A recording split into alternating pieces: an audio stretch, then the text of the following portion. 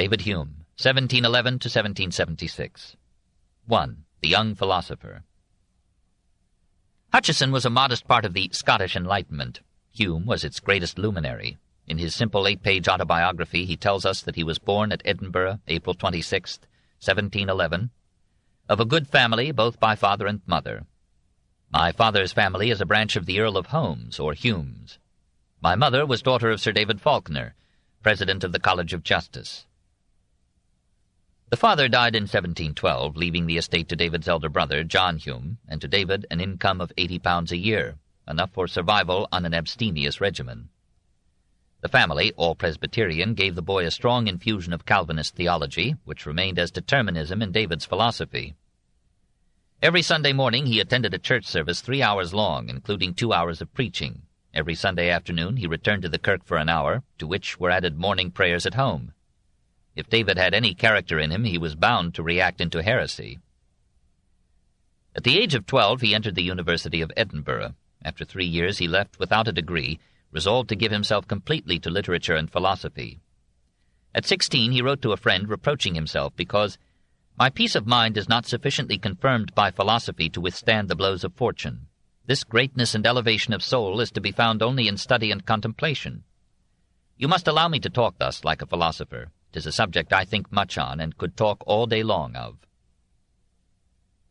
Soon his religious faith faded away. I found a certain boldness of temper growing on me, which was not inclined to submit to any authority in these subjects, philosophy and literature. When I was about 18 years of age, there seemed to be opened up a new scene of thought, which transported me beyond measure, and made me, with an ardor natural to young men, throw up every other pleasure or business to apply entirely to it.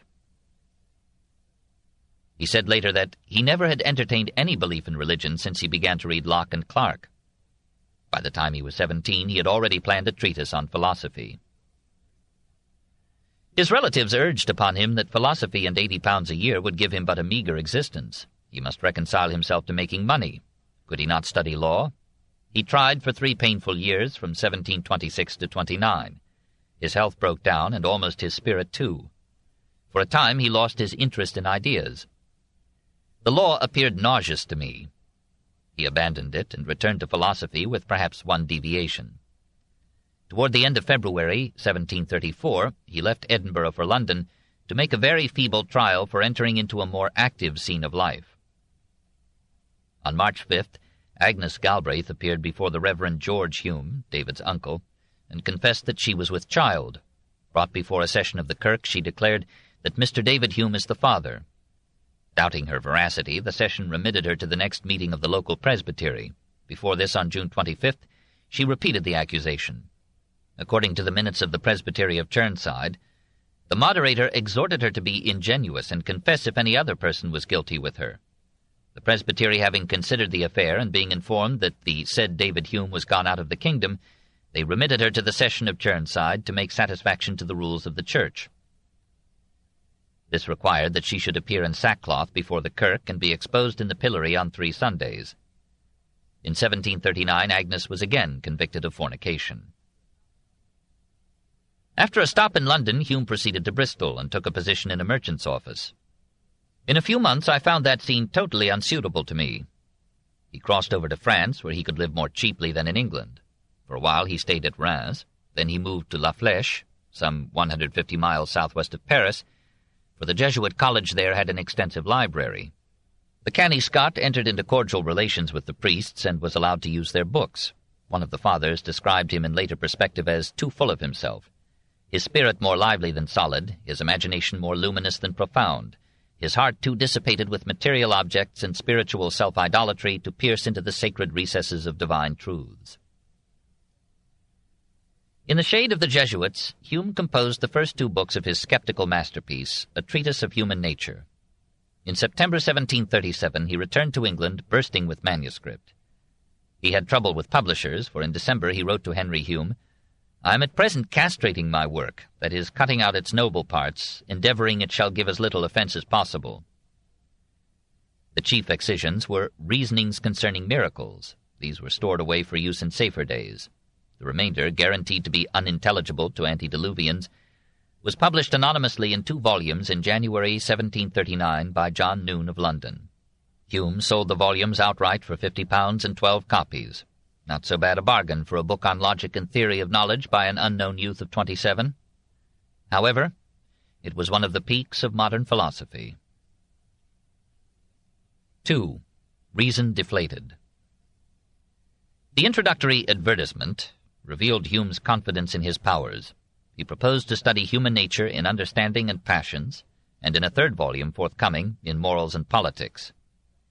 He proceeded to analyze impression, or sensation, perception, memory, imagination, thought, reason, and belief.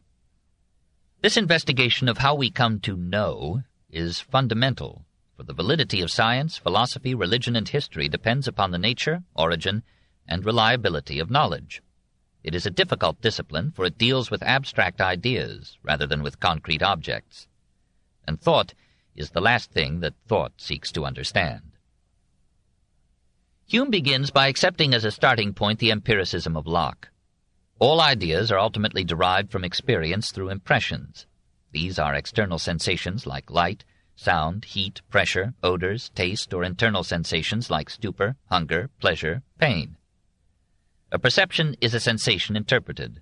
Noise is a sensation, but a knock at the door is a perception. Hume is not always precise or consistent in his use of these terms.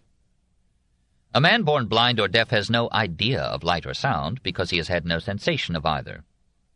The ideas of space and time are derived from experience. The first is the idea of visible or tangible points distributed in a certain order. The second is the perception of sequence in our impressions. Ideas differ from impressions only in the lesser force and liveliness with which they strike upon the mind. Belief is nothing but a more vivid and intense conception of any idea. It is something felt by the mind which distinguishes the ideas of the judgment from the fictions of the imagination.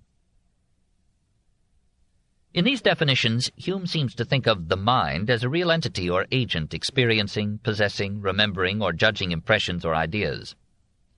As he proceeds, however, he denies the existence of any mind additional to the mental states, to the impression, perception, idea, feeling, or desire occupying consciousness at the moment.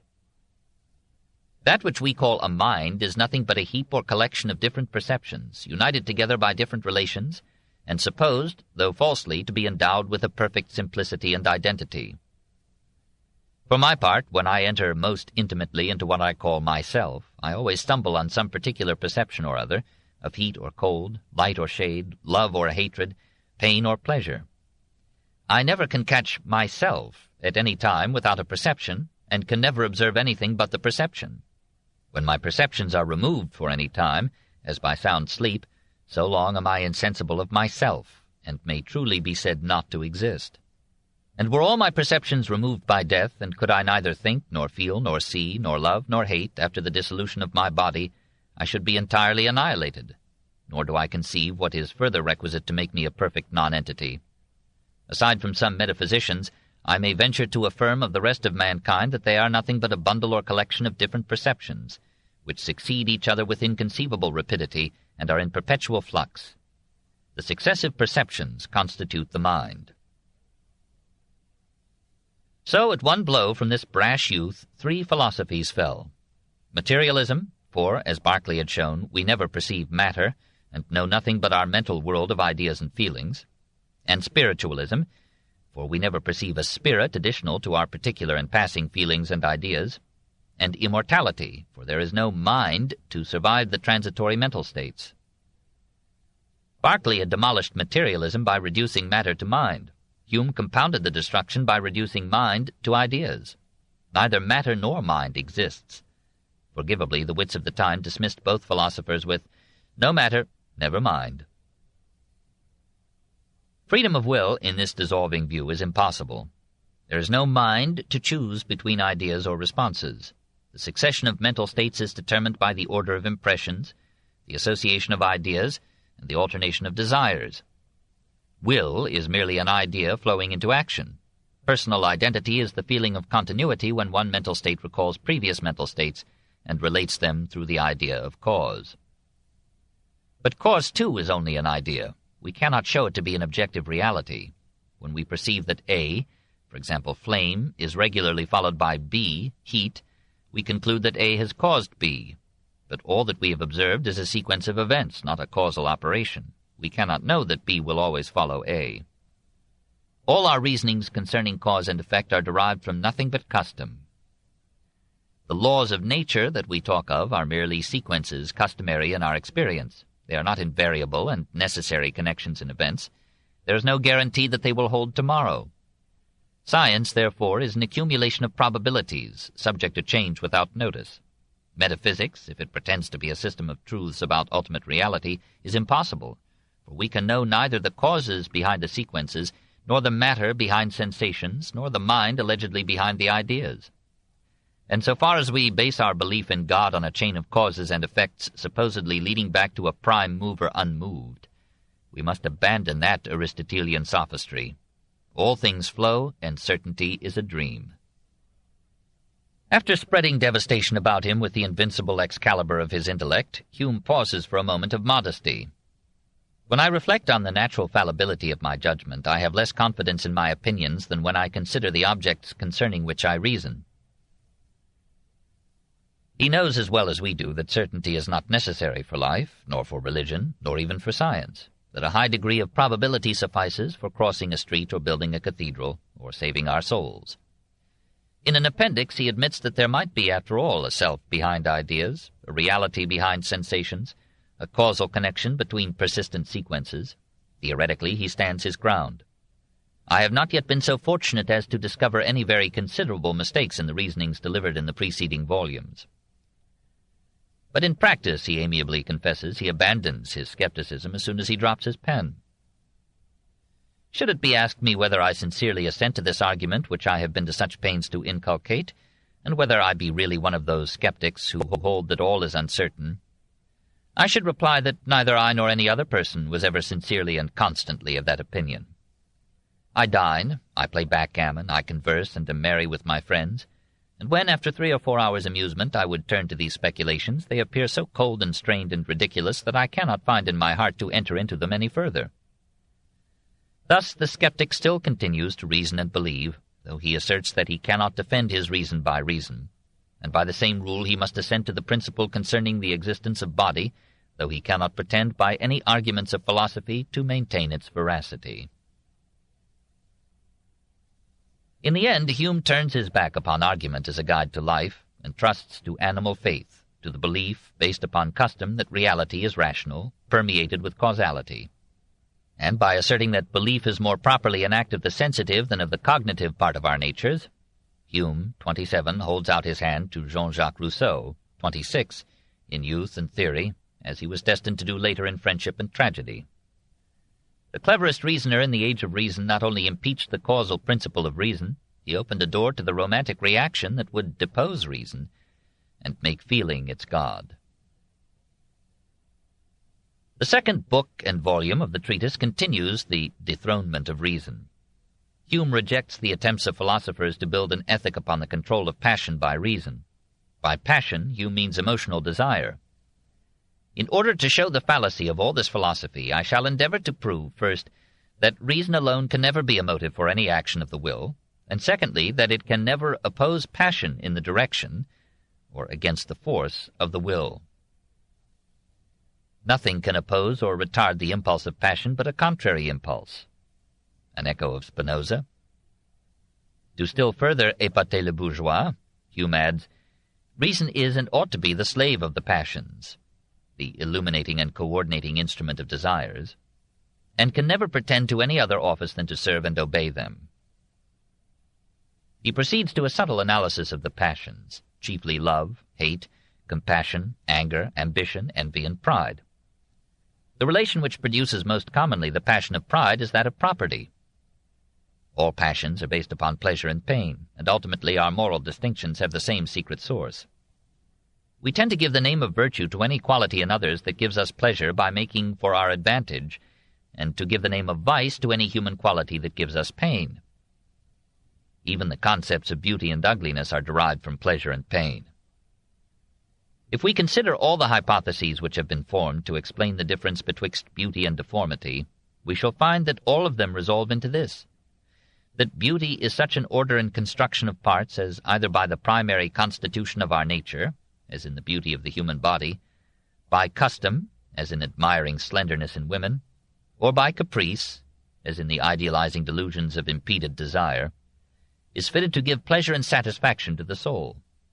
Pleasure and pain, therefore, are not only necessary attendants of beauty and deformity, but constitute their very essence.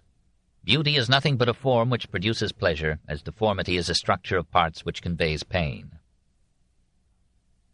Love between the sexes is compounded of this sense of beauty, plus the bodily appetite for generation and a generous kindness and goodwill. In March 1739, Hume returned to Edinburgh. He eagerly searched the journals for reviews of his 2 volumes, and suffered the consequences. Never literary attempt was more unfortunate than my treatise of human nature. It fell dead-born from the press, without reaching such distinction as even to excite a murmur among the zealots. But when he wrote this in old age, he had forgotten, perhaps through obliviscence of the disagreeable, that several reviews appeared within a year after the publication of his book. Nearly all of them complained that it was hard to understand, and that the author allowed his youth to show by frequent references to himself and to the epical novelty of his ideas. What is most offensive, said a typical censor, is the confidence with which he delivers his paradoxes. Never has there been a Pyrrhonian more dogmatic. The Locks and Clarks are often in his eyes but paltry and superficial reasoners in comparison with himself. Saddened but resolute, Hume prepared for the press the 3rd volume of his treatise, containing Book 3, of Morals. It appeared on November 5, 1740. Its analysis of morality displeased the rationalists as much as the theologians. The rules of morality are not supernatural revelations, but neither are they the conclusions of reason. For reason, Hume repeats, has no influence on our passions or actions. Our moral sense comes not from heaven but from sympathy, fellow-feeling with our fellow men. And this feeling is part of the social instinct by which, fearing isolation, we seek association with others. Man's very first state and situation may justly be esteemed social. A state of nature in which men lived without social organization is to be regarded as a mere fiction. Society is as old as man. Being members of a group, men soon learn to commend actions advantageous and to condemn actions injurious to the community. Furthermore, the principle of sympathy inclined them to receive or imitate the opinions that they heard around them. In this way they acquired their standards and habits of praise and blame, and consciously or not they applied these judgments to their own conduct. This, and not the voice of God, as Rousseau and Kant were to imagine, is the origin of conscience. This law of sympathy, of communal attraction, is, says Hume, as universal and illuminating in the moral world as the law of gravitation in the material cosmos. Thus, upon the whole, he concluded, I am hopeful that nothing is wanting to an accurate proof of this system of ethics. Volume 3 attracted even less attention than Volumes 1 and 2. As late as 1756, the remnants of the 1,100 copies that constituted the first edition of the treatise were still cluttering the publisher's shelves. Hume did not live to see a second edition. 3. Morals and Miracles. It was clear that he could not subsist by his pen. In 1744 he made an unsuccessful attempt to secure a professorship in the University of Edinburgh. Doubtless with some humiliation he accepted in April 1745 a position as tutor to the young Marquess of Annandale at a fee of £300 a year. The Marquess went insane. Hume found that he was expected to be the keeper of a lunatic. There were quarrels. He was dismissed in April 1746 and had to sue for his salary. For a year, from 1746 to 47, he served as secretary to General James St. Clair. The salary was good, the food was good, and in July 1747 Hume returned to Edinburgh owning and weighing many more pounds than when he left. In 1748 the general re-engaged him as secretary and aide-de-camp on a mission to Turin. Now David encased himself in a flaming scarlet uniform. James Caulfield, future Earl of Charlemont, then a student in Turin, was impressed by Hume's intellect and character, but dismayed by his flesh. The powers of physiognomy were baffled by his countenance, to discover the smallest trace of the faculties of his mind in the unmeaning features of his visage. His face was broad and fat, his mouth wide and without any other expression than that of imbecility.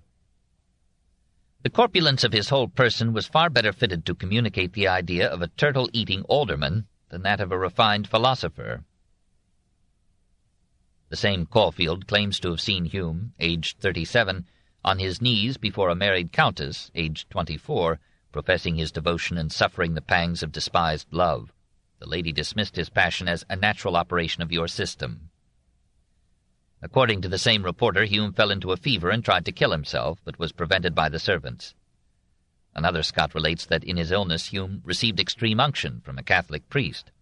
Hume, we are told, excused both gallantry and unction on the ground that the organization of my brain was impaired, and I was as mad as any man in Bedlam. In December 1748 he retired to London and philosophy, having now raised his fortune to £1,000. Resolved to get another hearing for the ideas of the treatise, he published in 1748 an enquiry concerning the human understanding, and in 1751 an enquiry concerning the principles of morals. In an advertisement prefixed to a posthumous edition, from 1777, of these enquiries, he disclaimed the treatise as a juvenile work, and asked that the following pieces may alone be regarded as containing his philosophical sentiments and principles. Students of Hume have in general found more meat in the earlier than the later works. These cover the same ground in perhaps a less belligerent and incisive style, but they reach the same conclusions. After repeating his skeptical analysis of reason, Hume offered as section 10 of the first enquiry that essay of miracles which the publisher had refused to print in the treatise. He began with his usual self-assurance. I flatter myself that I have discovered an argument which, if just, will, with the wise and learned, be an everlasting check to all kinds of superstitious delusion, and consequently will be useful as long as the world endures. And then he let loose his most famous paragraphs. No testimony is sufficient to establish a miracle, unless the testimony be of such a kind that its falsehood would be more miraculous than the fact which it endeavors to establish. When anyone tells me that he saw a dead man restored to life, I immediately consider with myself whether it be more probable that this person should either deceive or be deceived, or that the fact which he relates should really have happened. I weigh the one miracle against the other, and according to the superiority which I discover, I reject the greater miracle. There is not to be found in all history any miracle attested by a sufficient number of men, of such unquestioned good sense, education, and learning, as to secure us against all delusion in themselves, of such undoubted integrity as to place them beyond all suspicions of any design to deceive others, of such credit and reputation in the eyes of mankind as to have a great deal to lose in case of their being detected in any falsehood, and at the same time attesting facts performed in such a public manner and in so celebrated a part of the world as to render the detection unavoidable, all which circumstances are requisite to give us a full assurance in the testimony of men. The maxim by which we commonly conduct ourselves in our reasonings is that the objects of which we have no experience resemble those of which we have, that what we have found to be most usual is always most probable, and that where there is an opposition of arguments, we ought to give the preference to such as are founded on the greatest number of past observations. It forms a strong presumption against all supernatural and miraculous relations that they are observed chiefly to abound among ignorant and barbarous nations. It is strange that such prodigious events never happen in our days, but it is nothing strange that men should lie in all ages. Hume went on to allege other obstacles to Christian belief: the calm neutrality of nature as between man and his rivals on the earth, the prolific variety of evils in life and history, the apparent responsibility of God for Adam's sin, and for all sins in a world where, by Christian hypothesis, nothing can happen without God's consent. To avoid the charge of atheism, Hume put into the mouth of a friend who loves skeptical paradoxes, and whose principles I can by no means approve, a defense of Epicurus's fancy that the gods exist but pay no attention to mankind. The friend wonders why there cannot be an agreement between religion and philosophy not to molest each other, as he supposes there was in Hellenistic civilization. After the first alarm was over, which arose from the new paradoxes and principles of the philosophers, these teachers seem ever after, during the ages of antiquity, to have lived in great harmony with the established superstition, and to have made a fair partition of mankind between them, the former claiming all the learned and wise, the latter possessing all the vulgar and illiterate. What a way to offer a truce! In 1749, Hume returned to Scotland to live with his brother and sister on their estate at Ninewells. 2 years later, John Hume took a wife, and David moved to Edinburgh. Now he sent to the press the Enquiry Concerning the Principles of Morals, which he hoped would replace the third volume of the treatise. He reaffirmed the derivation of the moral sense from sympathy or social feelings. He rejected the Socratic identification of virtue with intelligence, and emphatically repudiated La Rochefoucauld's notion that altruistic actions are egoistically motivated by the hope of pleasure from the social esteem they are expected to earn. The pleasure that we feel in such actions, said Hume, is not their cause, but their accompaniment and result. The actions themselves are the operation of our social instincts. But the most noticeable feature of this second enquiry is its elaboration of a utilitarian ethic. 23 years after Hutcheson, 38 years before Bentham, Hume defined virtue as every quality of the mind which is useful or agreeable to the person himself or to others. On this basis, he justified the healthy pleasures of life as useful to the individual, and the double standard of morality as useful to society. The long and helpless infancy of men requires the combination of parents for the subsistence of their young, and that combination requires the virtue of chastity or fidelity to the marriage bed. An infidelity of this nature is much more pernicious in women than in men, hence the laws of chastity are much stricter over the one sex than over the other. Of this enquiry concerning the principles of morals, the fond author wrote, "In my own opinion, who ought not to judge on that subject, it is of all my writings incomparably the best." He added, "It came unnoticed and unobserved into the world." 4. Darwinism and Christianity. In 1751 he composed Dialogues Concerning Natural Religion. Of all the productions of his Mephistophelian mood, this is the most devastating and irreverent. 3 persons converse: Demea, who defends orthodoxy, Cleanthes, the deist, and Philo, who is transparently Hume. Demea argues that unless we posit some supreme intelligence behind phenomena, the world becomes unbearably unintelligible, but he admits that his God is quite incomprehensible to human reason. Cleanthes reproaches Demea for trying to explain one unintelligibility with another. He prefers to prove God's existence by the evidences of design in nature. Philo laughs at both arguments. Reason, he claims, can never explain the world or prove God. What peculiar privilege has this little agitation of the brain called thought, that we must make it the model of the whole universe? As for design, the adaptation of organs to purposes may have resulted not from divine guidance, but from nature's slow and bungling experiments through thousands of years. Here is natural selection, 1,800 years after Lucretius, 108 years before Darwin. And even if we admit supernatural design, the imperfection of the adaptations and the myriad sufferings in the human and animal world reveal at best a God of limited powers and intelligence, or one quite indifferent to mankind. Ultimately, the life of a man is of no greater importance to the universe than the life of an oyster. One would imagine that this grand production has not received the last hand of the maker, so little finished is every part, and so coarse are the strokes with which it is executed. Thus the winds assist men in navigation, but how oft, rising up to tempests and hurricanes, do they become pernicious? Rains are necessary to nourish all the plants and animals of the earth, but how often are they defective, how often excessive? There is nothing so advantageous in the universe but what frequently becomes pernicious by its excess or defeat, nor has nature guarded with the requisite accuracy against all disorders or confusion.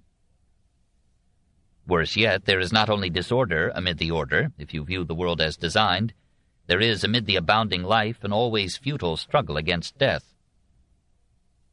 A perpetual war is kindled amongst all living creatures. Necessity, hunger, want stimulate the strong and courageous. Fear, anxiety, terror agitate the weak and infirm. The first entrance into life gives anguish to the newborn infant and to its wretched parent. Weakness, impotence, distress attend every stage of that life, and it is at last finished in agony and horror. Observe, too, the curious artifices of nature in order to embitter the life of every living being. Consider that innumerable race of insects, which either are bred on the body of each animal or flying about, infix their stings in him. Every animal is surrounded with enemies which incessantly seek his misery and destruction.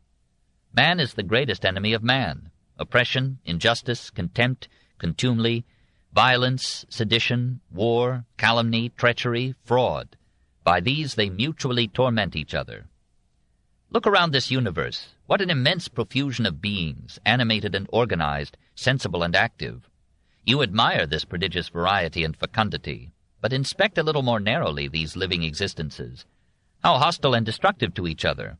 The whole presents nothing but the idea of a blind nature, impregnated by a great vivifying principle, and pouring forth from her lap, without discernment or parental care, her maimed and abortive children. The conflicting evidences of good and evil in the world suggest to Philo a duality or multiplicity of competing gods, some of them good, some bad, and perhaps of diverse sex. He maliciously suggests that the world was only the first rude essay of some infant deity, who afterwards abandoned it, ashamed of his lame performance. Or it is the production of old age and dotage in some superannuated deity, and ever since his death has run on at adventure from the first impulse and active force which it received from him. As like as not the world, as the Brahmins asserted, arose from an infinite spider who spun this whole complicated mass from his bowels. Why may not an orderly system be spun from the belly as well as the brain? So creation would be generation, or conceivably, the world is an animal and the deity is the soul of the world, actuating it and actuated by it. After all this badinage, Philo comes back to design and admits that the cause or causes of order in the universe probably bear some analogy to human intelligence. And he apologizes for his scandalous cosmologies. I must confess that I am less cautious on the subject of natural religion than on any other.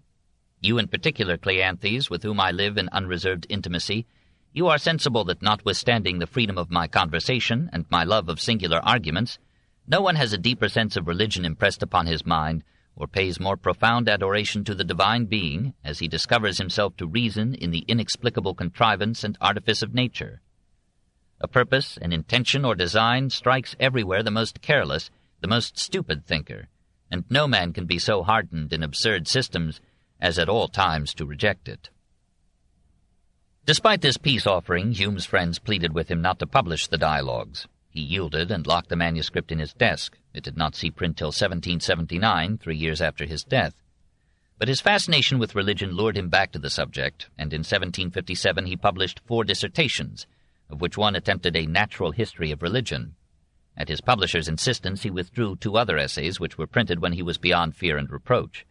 One on immortality, the other a justification of suicide when a person has become a burden to his fellow men. The natural history combines Hume's old interest in religion with his new interest in history. He has passed beyond attacking old beliefs to inquiring how mankind came to adopt them. But he is not inclined to patient research, even among the scanty materials then available on social origins. He prefers to approach the problem by psychological analysis and deductive reasoning. The mind of primitive man interpreted all causation on the analogy of his own volition and action. Behind the works and forms of nature, rivers, oceans, mountains, storms, pestilences, prodigies, etc., he imagined acts of will by hidden persons of supernatural power. Hence polytheism was the first form of religious belief. Since many forces or events were harmful to man, fear had a large share in his myths and rituals. He personified and sought to propitiate these evil forces or demons. Perhaps, Hume slyly suggests, Calvin's God was a demon, cruel, malicious, arbitrary, and difficult to appease.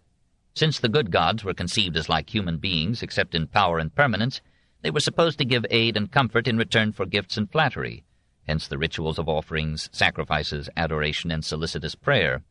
As social organization increased in size and reach, and local rulers submitted to greater kings, the world of divinities underwent a like transformation. An order of hierarchy and obedience was ascribed in imagination to the gods.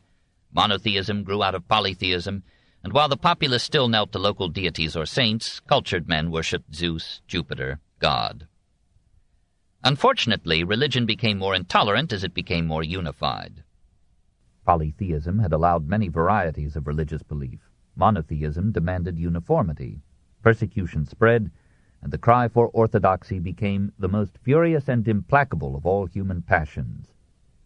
Philosophy, which among the ancients had been left relatively free as the religion of the elite, was compelled to become the servant and apologist of the faith of the masses. In these monotheistic creeds, Judaism, Christianity, Mohammedanism, merit and salvation were more and more divorced from virtue and attached to ritual observance and unquestioning belief. In consequence, educated persons became either martyrs or hypocrites. and as they rarely chose martyrdom, the life of man was tarnished with lip service and insincerity. In less combative moods, Hume condoned a measure of hypocrisy. When he was consulted as to whether a young clergyman who had lost his faith should remain in the church and accept its preferments, David answered, "Remain." Civil employments for men of letters can scarcely be found. It is putting too great a respect on the vulgar and their superstition to pique oneself on sincerity with regard to them. Did ever one make it a point of honor to speak the truth to children or madmen? The ecclesiastical profession only adds a little more to our innocent dissimulation, or rather simulation, without which it is impossible to pass through the world. 5. Communism and Democracy. Tiring at last of debate on issues that, on his own view, were determined by feeling rather than by reason, Hume in his later years turned more and more to politics and history. In 1752 he published Political Discourses. He was surprised by its favorable reception. Britain was glad to forget the destructiveness of his theology in the conservatism of his politics. He had some sympathy with aspirations toward a communistic equality. It must indeed be confessed that nature is so liberal to mankind that, were all her presents equally divided among the species and improved by art and industry, every individual would enjoy all the necessaries and even most of the comforts of life. It must also be confessed that wherever we depart from this equality, we rob the poor of more satisfaction than we add to the rich, and that the slight gratification of a frivolous vanity in one individual frequently costs more than bread to many families and even provinces. But he felt that human nature makes an egalitarian utopia impossible. Historians and even common sense may inform us that, however precious these ideas of perfect equality may seem, they are really at bottom impracticable, and were they not so, would be extremely pernicious to human society. Render possessions ever so equal, men's different degrees of art, care, and industry will immediately break that equality. Or if you check these virtues, the most rigorous inquisition is requisite to watch every inequality in its first appearance, and the most severe jurisdiction to punish and redress it. So much authority must soon degenerate into tyranny. Democracy, like communism, received Hume's sympathetic rejection. It is, he thought, a principle noble in itself, but belied by all experience, that the people are the origin of all just government. He dismissed as childish the theory, soon to be revived by Rousseau, that government had originated in a social contract among the people or between people and ruler. Almost all the governments which exist at present, or of which there remains any record in history, have been founded originally either on usurpation or conquest or both, without any pretense of a fair consent or voluntary subjection of the people. It is probable that the first descendant of man over multitudes began in a state of war. The long continuance of that state, common among savage tribes, inured the people to submission. In this way, monarchy became the almost universal, the most lasting, and therefore, presumably, the most practical form of government. An hereditary prince, a nobility without vassals, a people voting by their representatives, formed the best monarchy, aristocracy, and democracy. Besides disposing in advance of Rousseau, Hume used his lucid Addisonian style to discard in advance Montesquieu's theory of climate as a determinant of national character. In Essays, Moral and Political, whose second edition appeared almost simultaneously in 1748 with The Spirit of Laws, Hume wrote, "As to physical causes, I am inclined to doubt of their operation in this particular, nor do I think that men owe anything of their temper or genius to the air, food, or climate.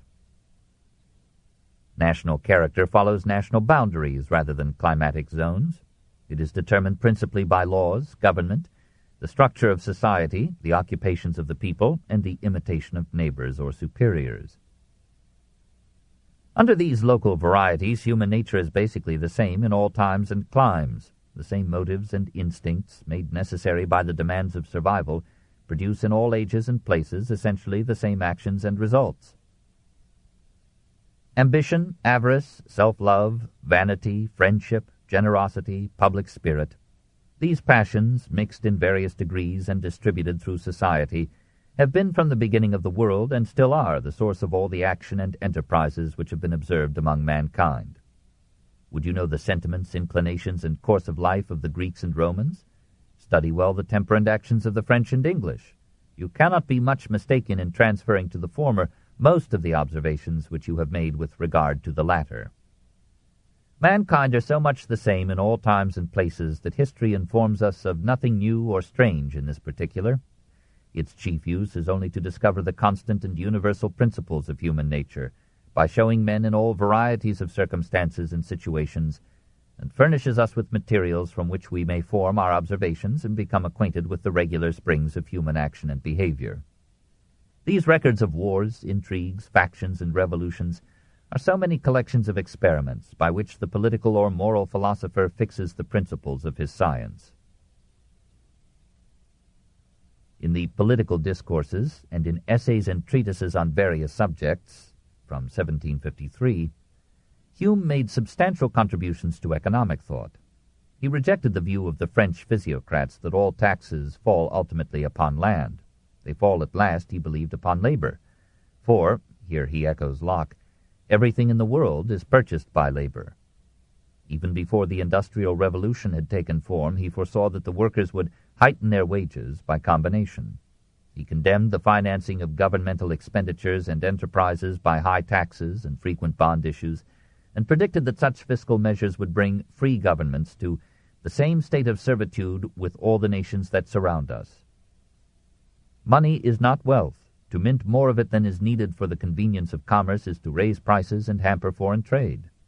The false mercantile theory that still led European states to stress exports, block imports, and accumulate gold would deprive Europe of the international benefits derivable from the ability of each nation, through soil and climate and special skills, to produce specific goods at minimal cost and of optimal quality.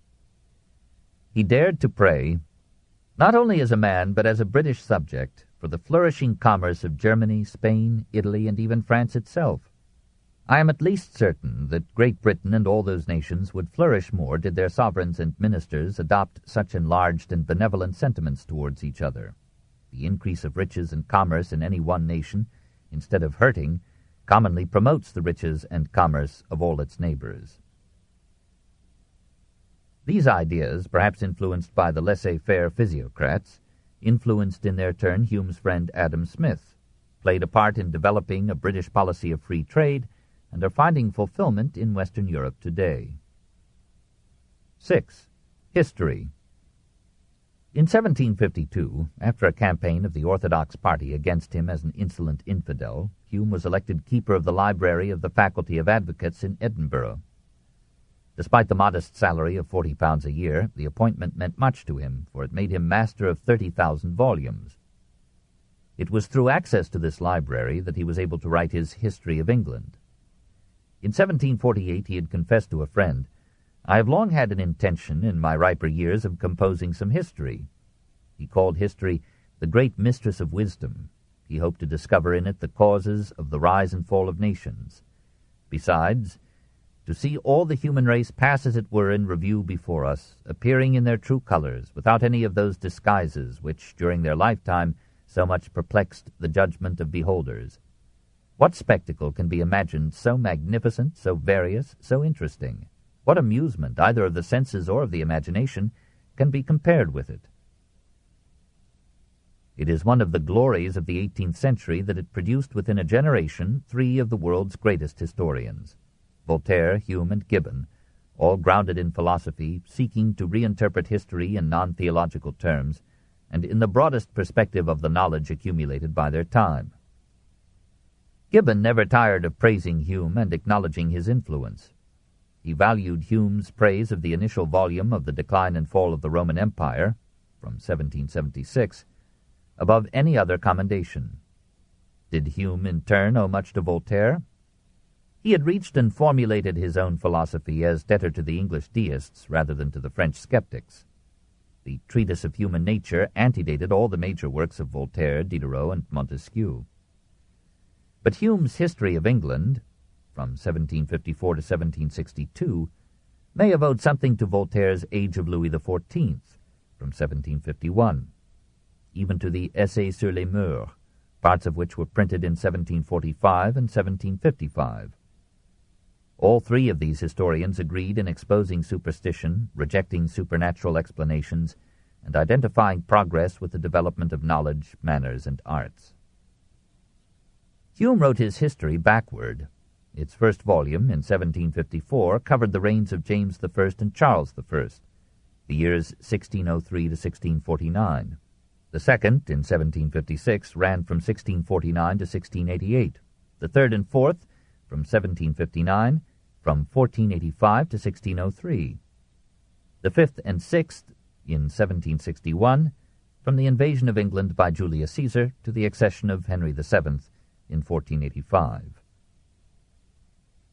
The furor of criticism that fell upon the first volume surprised him. He believed that the domination of England by the Whigs since their importation of William III in 1688, and their fear of the Jacobite revolts of 1715 and 1745, had discolored English historiography with anti-Stuart passion, and he supposed that he was free from contrary predilections. I thought that I was the only historian that had at once neglected present power, interest, and authority, and the cry of popular prejudice. He forgot that he was a Scot, that Scotland was still secretly mourning her bonny Prince Charlie, and that the Scots, probably including Hume, had never forgiven England for killing the half-Scot Charles I and bringing in first a Dutchman and then a German to rule England, Scotland, and Wales. So, while admitting that Charles had overstretched the royal prerogative and deserved to be dethroned, he pictured Parliament as likewise overreaching its privilege and equally guilty of the Civil War. He admitted the right of the nation to depose a bad king, but he wished that no one had ever pushed that right to extremes. He feared the fury and injustice of the people, and felt that the execution of the mild and benign Charles had dangerously loosened popular habits of respect for government. He scorned the Puritans as sanctified hypocrites who polluted their language with mysterious jargon and interlaced their iniquities with prayers. He dismissed the Commonwealth as a period of murderous piety, military tyranny, and social disorder, cured only by the Stuart Restoration. Voltaire, reviewing the history, thought Hume quite impartial. Mr. Hume is neither pro-Parliament nor royalist, neither Anglican nor Presbyterian. He is simply judicial. The fury of parties has for a long time deprived England of a good historian as well as of a good government. What a Tory wrote was disowned by the Whigs, who in their turn were given the lie by the Tories. But in the new historian we find a mind superior to his materials. He speaks of weaknesses, blunders, cruelties, as a physician speaks of epidemic diseases. British critics did not agree with Voltaire. They did not complain that Hume had seldom consulted original sources, but, he recalled, he was assailed by one cry of reproach, disapprobation, and even detestation. English, Scotch, and Irish, Whig and Tory, churchman and sectary, freethinker and religionist, patriot and courtier, united in their rage against the man who had presumed to shed a generous tear for the fate of Charles I and the Earl of Strafford. And after the first ebullitions of their fury were over, what was still more mortifying, the book seemed to sink into oblivion. Mr. Miller told me that in a 12-month he sold only 45 copies of it. He was so discouraged that for a time he thought of moving, as in his youth, to some provincial town in France, where he could live under an assumed name. However, France and England were at war, and Volume 2 was nearly finished. He resolved to persevere. His prejudice grew from being opposed. In revising Volume 1, he made above 100 alterations, but he tells us with all the puckish delight of a mountainous imp, "I have made all of them invariably to the Tory side." Nevertheless, the succeeding volumes had a good sale. The Tories now hailed him as their stout defender, and some Whigs admitted the charm of a style simple, clear, incisive, and direct, sometimes anticipating Gibbon's judicial dignity. The account of the dramatic conflict between Henry II and Thomas à Becket rivals Gibbon's narrative of the capture of Constantinople by the Turks. The cumulative impression made by the 6 volumes raised Hume's fame to its peak. In 1762, Boswell rated him as the greatest writer in Britain, but Boswell was a Scot. In 1764, Voltaire modestly pronounced the book perhaps the best history ever written in any language. Gibbon and Macaulay have thrown it into the shade, and Macaulay has balanced its prejudice. We are not advised to read Hume's History of England today, Its record of the facts has long since been improved upon, but one reader, who began it as a task, found it an illumination and a delight. 7. The Old Philosopher. In 1755 a movement was begun by some Scottish divines to indict Hume before the General Assembly of the Kirk on a charge of infidelity. Meanwhile, the Scottish Enlightenment had generated a liberal movement among the young ministers, and they were able to prevent any open condemnation of the philosopher-historian. But ecclesiastical attacks upon him continued, stinging him again into meditating flight. His opportunity came when, in 1763, the Earl of Hertford invited him as a deputy secretary on an embassy to France, and secured for him a pension of £200 a year for life. He had long since admired French intellect, had been influenced by the earlier writers of the French Illumination, and had corresponded with Montesquieu and Voltaire. His works had received far more praise in France than in England. The Comtesse de Boufflers fell in love with him through print, wrote ingratiatingly to him, came to London to see him. He escaped her. But when he reached Paris, she took him in tow, made him the lion of her salon, and struggled to arouse a manly passion in his breast. She found him too stabilized for amours. He was feted in one gathering after another. "No feast is complete without him," said Madame d'Épinay. The aristocracy opened its arms to him. Great ladies, even the ailing Pompadour, fluttered about him. "I am convinced," he wrote, "that Louis XIV never, in any 3 weeks of his life, suffered so much flattery." He met Turgot, d'Alembert, d'Holbach, and Diderot, and Voltaire, from his distant throne at Ferney, called him "my Saint David." The Earl of Hertford was astonished to find that his secretary was far more sought after and bowed to than himself. Horace Walpole resented all this, and some of the philosophes, growing jealous, made fun of Hume's corpulence. At one party, when Hume entered, d'Alembert, quoting the fourth Gospel, remarked, "Et verbum caro factum est," and the word was made flesh, whereupon a lady admirer is reported to have retorted with incredible wit, "Et verbum carum factum est," and the word was made lovable. No wonder Hume, harassed in Edinburgh, unpopular in London, wrote, "There is a real satisfaction in living at Paris, from the great number of sensible, knowing, and polite company with which that city abounds." In November 1765, a new British ambassador came, and Hume's appointment ended. He returned to Edinburgh, but in 1767 he accepted the post of Under-Secretary at the Foreign Office in London. It was in this period that he brought Rousseau into England, and had famous trouble with him there. This story must wait. In August 1769, aged 58, he retired finally to Edinburgh, being now very opulent, for I possessed a revenue of £1,000 a year, healthy, and though somewhat stricken in years, with the prospect of enjoying long my ease and of seeing the increase of my reputation.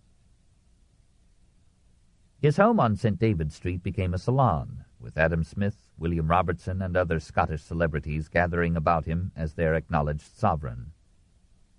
They liked him not only for his mind.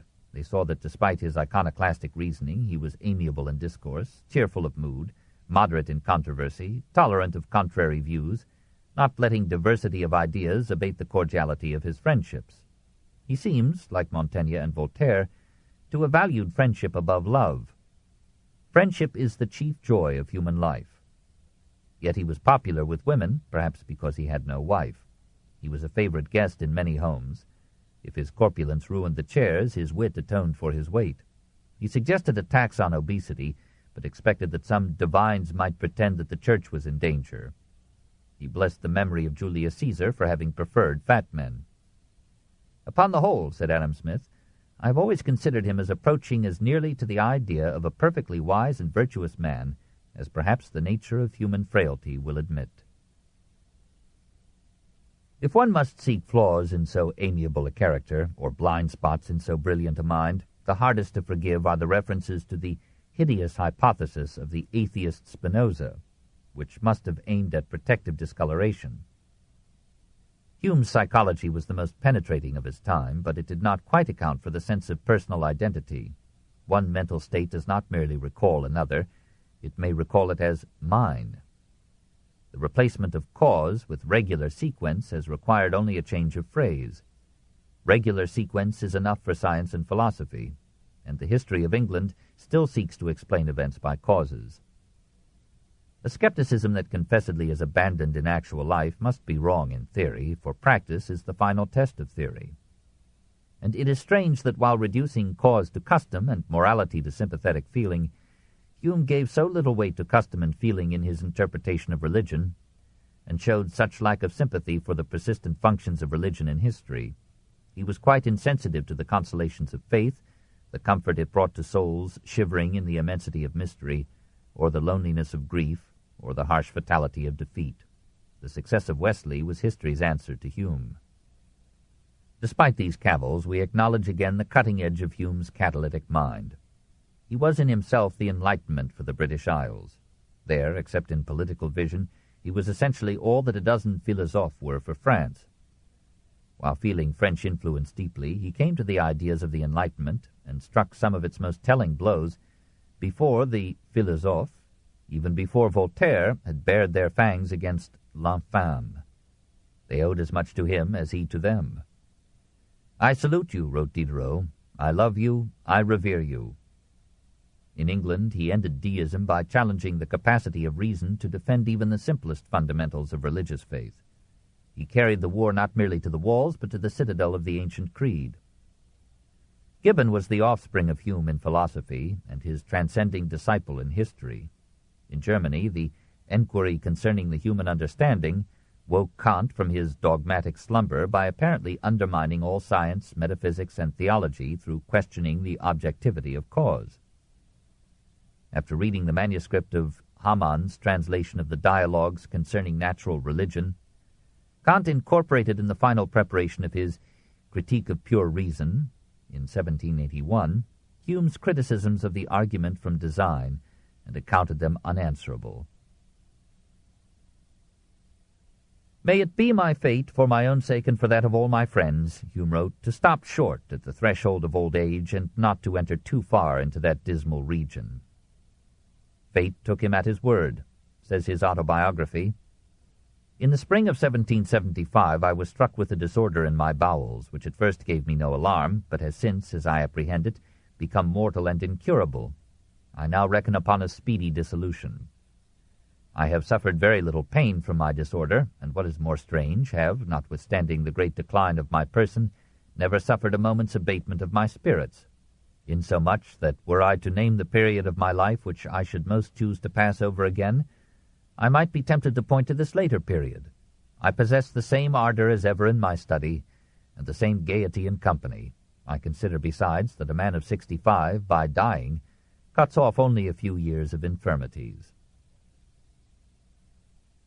Diarrhea, the favorite vengeance of the gods upon the human great, conspired with internal hemorrhages to reduce him 70 pounds in that one year, 1775. To the Comtesse de Boufflers he wrote, "I see death approaching gradually, without anxiety or regret. I salute you with great affection and regard for the last time."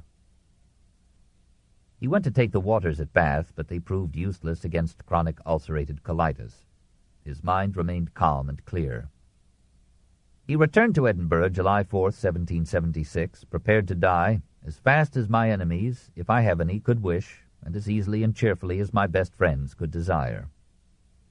When he read in Lucan's Dialogues of the Dead the various excuses that the dying gave to Charon for not promptly boarding his boat to cross the Styx into eternity, he remarked that he could not find any excuse fit to his own case, except perhaps to plead, "Have a little patience, good Charon. I have been endeavoring to open the eyes of the public. If I live a few years longer, I may have the satisfaction of seeing the downfall of some of the prevailing systems of superstition." But Charon answered, "You loitering rogue, that will not happen these many 100 years. Do you fancy that I will grant you a lease for so long a term? Get into the boat this instant." Boswell, importunate and impertinent, insisted on putting the dying man to the question. Did he not now believe in another life?